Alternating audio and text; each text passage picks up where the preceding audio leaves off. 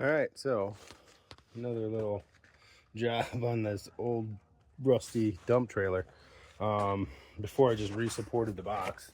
That's holding up for now until I replace it. And now let me see the jack. So I actually started cutting it, and I was thinking maybe I should make a quick video, but this is a Big Tex dump trailer. They give you, I mean, this is like a, I don't know, maybe an 8,000 pound jack, if that. It's a piece of junk. It's, you know, all dump trailers now have like 12,000 pound jacks. So this one broke.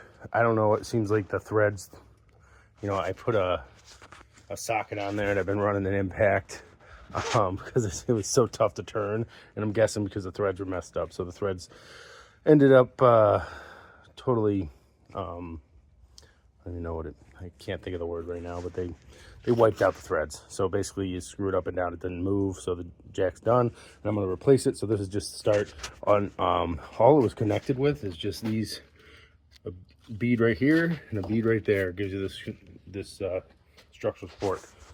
So I'm going to get rid of that, and then I just have some tube steel that I'm going to put in to support the new jack. But once I get the new jack, I'm going to go pick it up from Harbor Freight. It's a 10,000 pound jack, way heavier.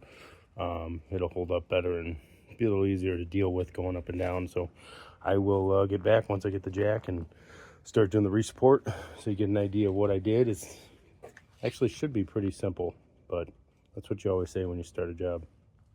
Demo day is easy. All right, so I got the jack from Harbor Freight. It was like 190 bucks. This is its Hallmaster, 12,000 pound capacity. I think it's listed at 10,000 lift, 12,000 I guess hold. Just give you an idea of what I did. So I cut that old one out, as you guys saw before. It's junk. This has been like the bane of my existence. I have to rebuild it every year, constantly rusts up. You got to rebuild the bearing at the top all the time. I mean, if I get time, I'll take it apart and show you guys all the ups and downs of that thing, but avoid it at all costs.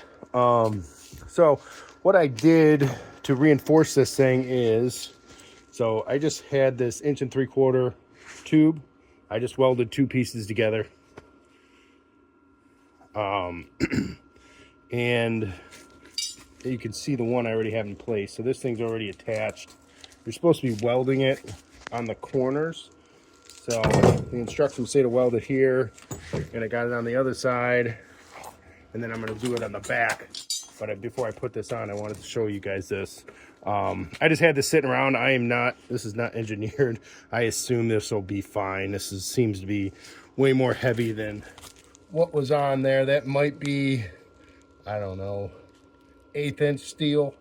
I mean, it's a bigger leg on it, but this is probably 1/4 inch, maybe a little less.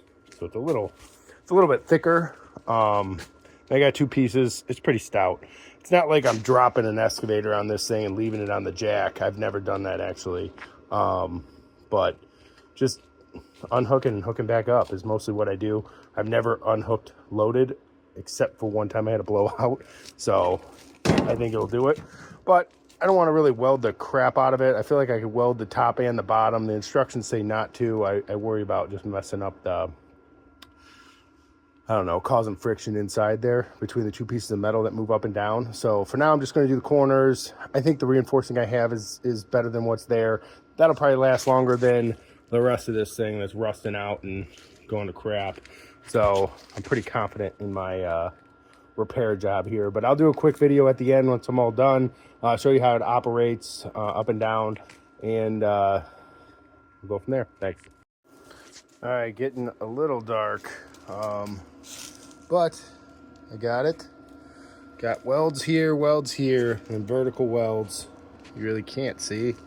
Apologize, it got a little later than I expected, but all in all, this job only took, maybe I'll get a better video in the morning, but I didn't start till 5 o'clock. I think it's probably 6:30, so an hour and a half to throw this thing in. I still got to prime it, paint it. That should be it. But actually, what you got to watch out for when you're putting these things on, I know it's tough to see. I wish I had some light, but making sure this doesn't hit anything. I mean, it can hit that box, but when it's locked in, it's not hitting the box. So when you're lining this thing up, be thinking about all that. And it cranks. Thankfully, I didn't mess it up, so it works. But again, 1 3/4 tube stock or square stock, whatever you want. I just got it from the hardware store. Other than that, it's a lot easier than I expected. I wish I would have done it sooner, because that jack gave me a lot of problems over the last probably 5 years I've had this thing. So I wish I would have done this sooner. I thought it was way more difficult than what it was, so I highly recommend it. Go get yourself a Harbor Freight weld on. I mean, I'm literally using a flux welder. I've got a MIG welder. I just don't have the gas right now. So I just used my flux welder, and it was a piece of cake. We'll see how it holds up. I'll let you guys know. Let me know if you got any questions in the comments. Please like and subscribe. Thanks.